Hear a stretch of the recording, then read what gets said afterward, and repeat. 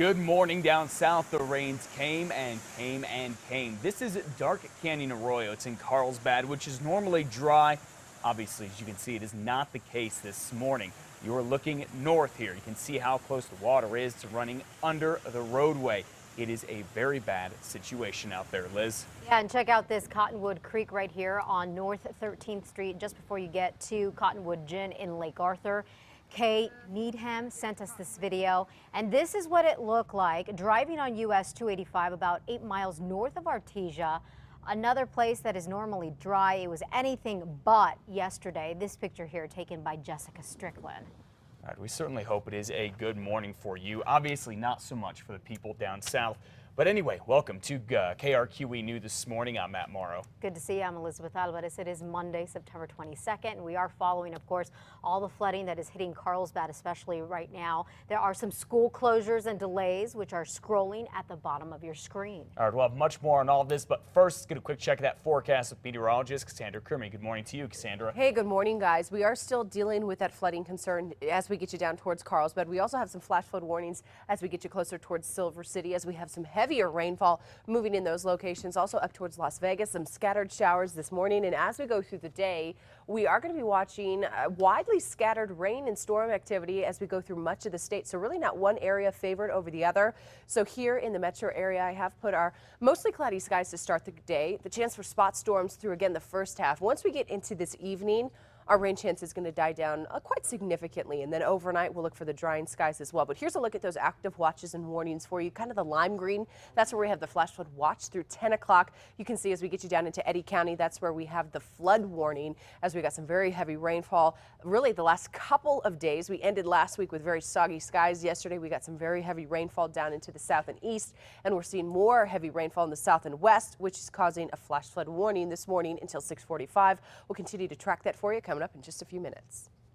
All right, well, real rude awakening this morning with a knock on their doors for many folks down in southeastern New Mexico from emergency crews, telling them they need to get out because of rising floodwaters. Yes, this is the way it is in southeastern New Mexico right now. Sheriff's deputies and police in Eddy County tell us that early this morning they've been going door to door telling people they have to evacuate. This is not voluntary. This is mandatory. Flash flood watch was issued last night in Eddy County with an 80% chance of rain overnight. People were warned to be prepared to evacuate, specifically along James Street. This is because the Pecos River in this area is about to overrun its banks. Sheriff's deputies tell us crews are closing Callaway Drive from Quail Hollow subdivision to West Ride Drive. Schools in the area are closed as well. I just checked on our website. Carlsbad Public Schools, Loving Municipal Schools, all of them are closed. Drivers are being warned not to cross barricaded roads and to stay away from flooded areas. Crews will be pumping out water in low-lying areas today. Plus, National Guard soldiers are on the ground to help out too. If you are there and you need help, please call the Regional Emergency Dispatch Authority. That number is on your screen. It's 575-616-7155. You can also get sandbags at fire stations. Liz? Yeah, the American Red Cross has set up a shelter for folks who have been evacuated due to all this flooding in Eddy County. The shelter is open at Carlsbad High School. That's at 3000 West Church Street in Carlsbad. Right now, there are about 25 folks seeking shelter, and the Red Cross is still taking more. You know, heavy rains forced the closure of the Carlsbad Caverns again on Sunday. They had been closed since Friday. Word from officials there is that floodwaters and debris from last week made the road to the park impassable. Sunday, crews worked on cleaning up the area. No word on their progress so far this morning, but park officials say it will reopen as soon as the roads are safe to drive on. All of the rain and flooding, particularly in southeastern New Mexico, brought us a lot of pictures taken from our viewers. Viewer Bruce Bailey sent us these pictures in, showing us what was left behind in Chavez County. This picture snapped by Lake Arthur. Now, Bruce says that there was a creek nearby that was overflowing onto State Road 2. If you have pictures to share, we would love to see them. Take them safely, though, and send them to our website, krqe.com. Click on Report It. Keep it tuned right here to KRQE, both on air and online. Our team of meteorologists will bring us up to date on the very latest with the flooding in southeastern New Mexico. It's coming up on 5:05 now and some other news this morning. In case you missed it on Friday, the state Supreme Court ruled that voters in both Bernalillo and Santa Fe counties will get to answer a poll question about reducing pot penalties. Earlier this month, both county commissions decided to put a poll question on the ballot asking voters if they support reducing pot penalties. Bernalillo County also approved a question asking voters if they support a sales tax hike to pay for mental health programs.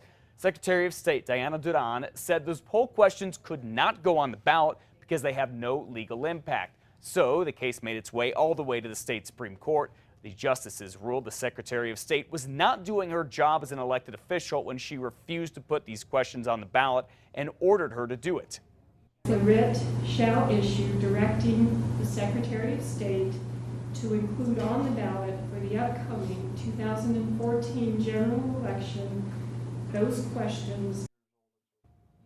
However, the state Supreme Court did not decide if putting these poll questions on the ballot is legal. Bernalillo County military members serving overseas will be able to vote in November. County Clerk Maggie Toulouse-Oliver says there were delays, but the ballots have been sent out.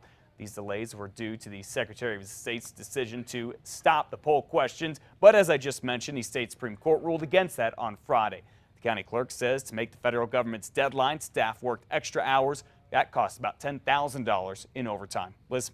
5:06 is now the time. An Edgewood family is looking for help in finding thousands of dollars worth of gear stolen from their show animals.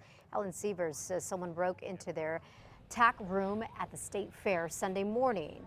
Taken were 4 mule saddles, head stalls, show chaps, boxes of tools, and more. Here are some of the pictures of the stolen stuff. All of it amounts to at least $5,000, but because of the theft, Seaver says his kids won't be able to compete in any future competitions because they just don't have their gear. You know, we come out and put on a show for the spectators. How many spectators have come by here and saw the mules and all that this weekend?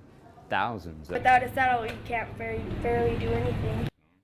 Yeah, this is just so unfortunate. Seaver says if you see the gear, just give them a call or call the state fair. No questions asked. Sunday, was the last day of the 2014 state fair. Organizers say they think business was actually better this year than last, but won't have those exact numbers for a while. The vendors told us they think the weather played a role. Well, last year we had 4 rain days, which really hurt. And this year we've had great weather. The rain barely made an appearance this year at the state fair, which is the reason vendors say they have little complaints.